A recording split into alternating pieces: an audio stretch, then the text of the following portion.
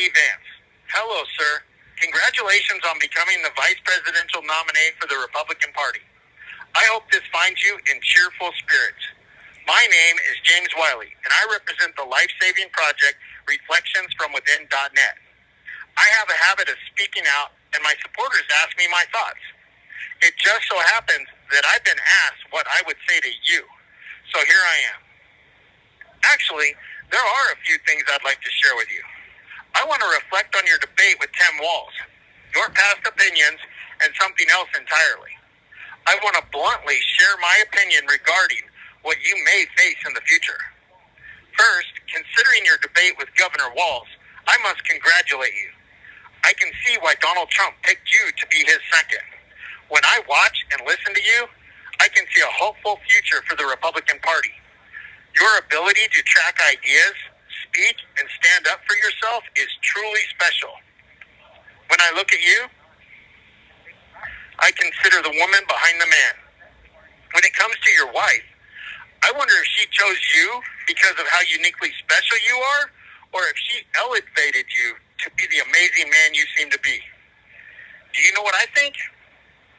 I think that if you are able to keep your nose safe, you and your wife will someday genuinely have the opportunity to lead the great country of the United States of America as President and First Lady.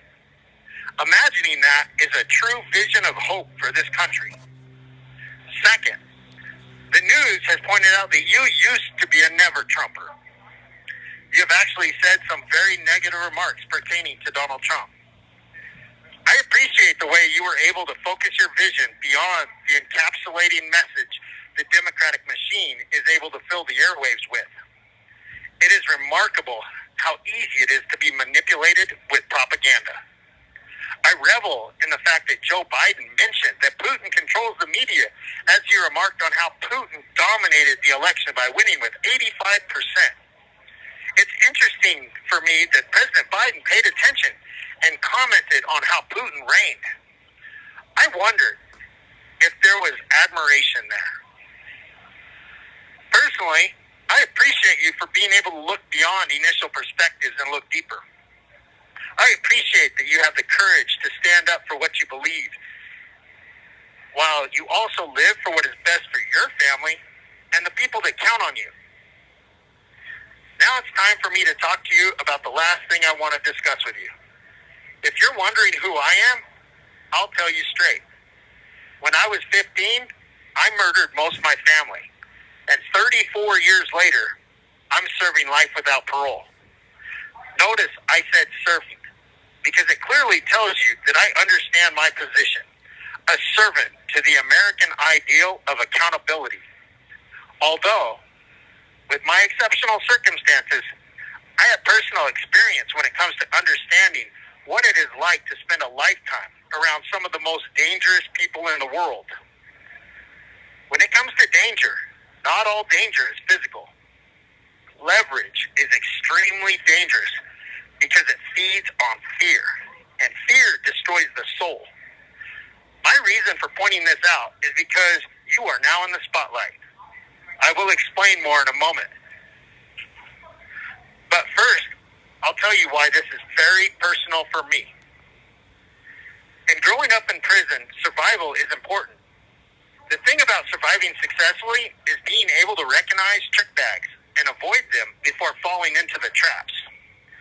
Some people, some groups of prisoners usually leverage for power and position, but they don't always come straight. If a group of 10 wants to wipe out a group of 20, straight force is not an option. A common tactic is the weakest links will get picked off in subtle ways. Some ways are debts, gambling, borrowing, or drugs. False rumors create turmoil, using weak individuals to attack other weak individuals, which causes security to wipe out involved people from the area. Anonymous information tips cause staff to investigate and potentially remove individuals for security purposes. In a matter of a few months, the group that was once 20 strong is now 6 strong. I suppose by now, you get the picture. Back to my point. When Trump entered the political arena, I spotted investigations sprouting up around him. I had a thought that anyone close to him would be attacked and potentially compromised, as I wondered how some would become leveraged. I had the sad idea that it would only be a matter of time before he might become isolated. To be blunt, I will point out a few examples. Michael Cohen. He had something to hide and was punished, but he found morsels of success in turning against Donald Trump.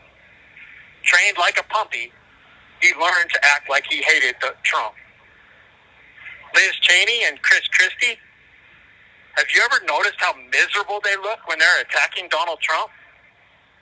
Their presentation makes me wonder if they are inspired by their own words and actions, or if they are fearfully protecting something else. Of course, there are others.